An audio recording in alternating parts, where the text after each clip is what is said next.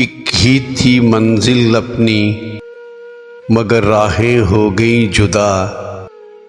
मंजिल पे पहुँचेंगे कैसे हम तन्हा।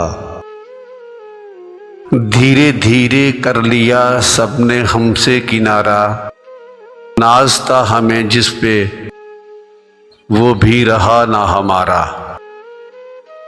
लगता है सारी दुनिया ही हमसे है खफा। मंजिल पे पहुँचेंगे कैसे हम तन्हा।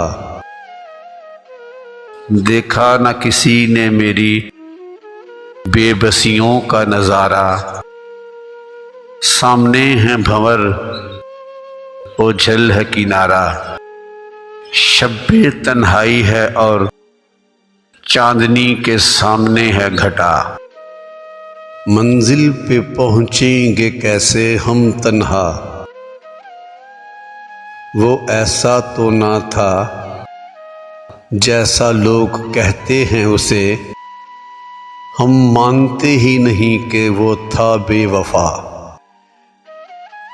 फंस गया होगा वो किसी मजबूरी के जाल में। वो वफा शार ही था मेरे ख्याल में। फिर सोचते हैं अक्सर बेग दे गया क्यों वो दगा। मंजिल पे पहुँचेंगे कैसे हम तन्हा।